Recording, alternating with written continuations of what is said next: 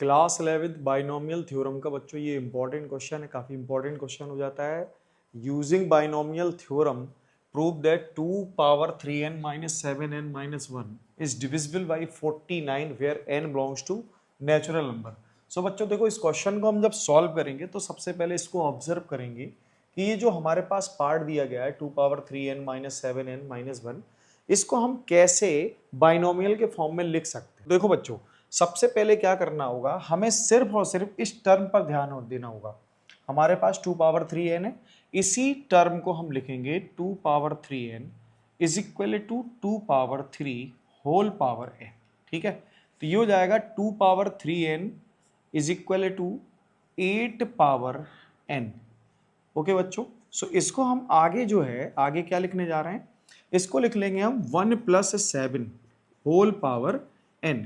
1 plus 7 whole power n। So बच्चों, इसको जब हम इस बाइनोमियल एक्सपेंशन को ओपन करेंगे, खोलेंगे इसको, तो क्या मिलेगा, ध्यान से देखो, n c 0 1 power n and 7 power 0 plus n c 1 1 power n minus 1 into 7 power 1 plus n c 2 1 power n minus 2 into 7 power 2 plus n c 3 1 power n minus 3 into 7 power 3 plus and so on.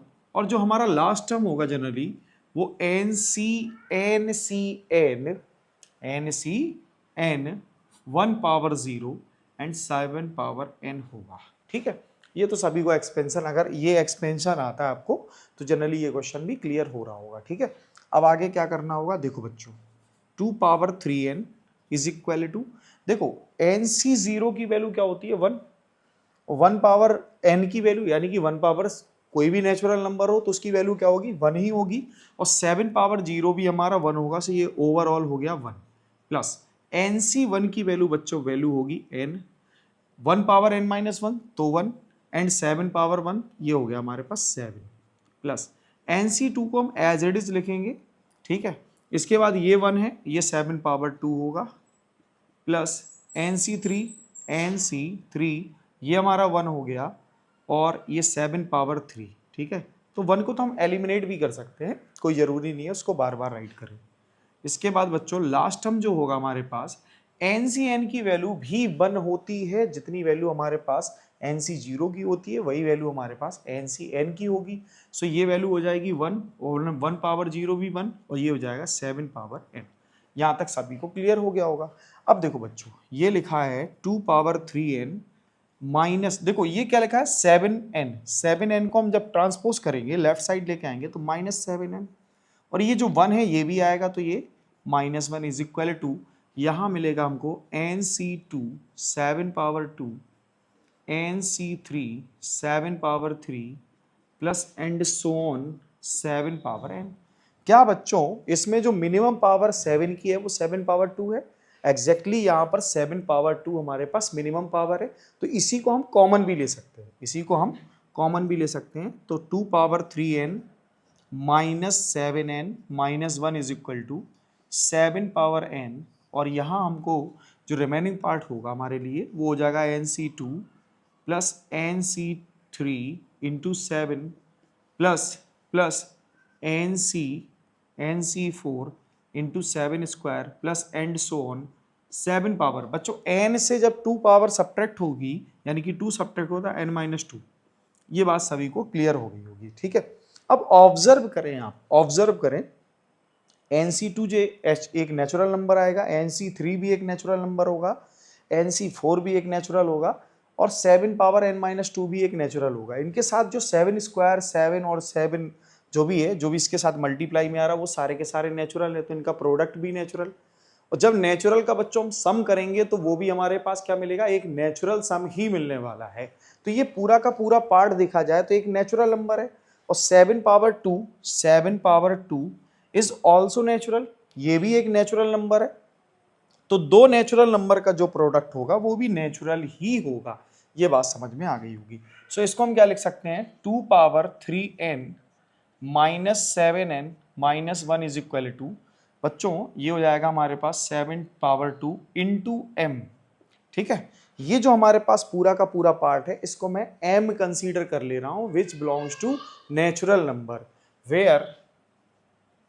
Where nc2 plus nc3 7 plus nc4 7 power 2 plus and so on 7 power n minus 2 is equal to m। So मैंने इसको m लिख लिया बच्चों, ठीक। अब observe करें, आप थोड़ा सा ऑब्जर्व करें, देखो अगर मैं यहाँ 100 लिखूं तो इसको क्या मैं ऐसे लिख सकता हूं बच्चों 5 इंटू 20। तो ये जो 5 है ना, ये 5 इस 100 का फैक्टर है और ये जो 20 है ये भी 100 का ही फैक्टर है। 5 भी 100 का फैक्टर है और 20 भी 100 का फैक्टर है। इसका मतलब 5 100 को डिवाइड करेगा एंड 20 भी 100 को डिवाइड करेगा। तो हम क्या कह सकते हैं, 100 is divisible by 5, 100 is divisible by 20।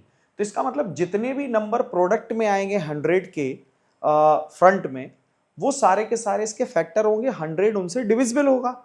ऐसे ही बच्चों ये जो भी नंबर है इसके जो फैक्टर है 7 पावर 2 इंटू m, तो ये 7 पावर 2 भी इसका क्या है फैक्टर और m भी इसका क्या है फैक्टर। इसका मतलब ये जो पूरा नंबर है 7 पावर 2 आई मीन 49 से डिविजिबल होगा। सो हम क्या लिखेंगे इसको 2 power 3n minus 7n minus 1 is equal to 49 into m, hence 2 power 3n minus 7n minus 1 is divisible by 49. This is proof. Okay, सो आशा है बच्चों आपको ये इसका सॉल्यूशन क्लियर हो गया होगा। काफ़ी इंपॉर्टेंट क्वेश्चन है क्लास 11th के एग्जाम के पॉइंट ऑफ व्यू से। तो बच्चों अगर आप चैनल पे नए हैं तो चैनल को सब्सक्राइब करें, वीडियो को भी लाइक करें और बच्चों अपने दोस्तों को वीडियो को शेयर करना बिल्कुल ना भूलें। Thank you.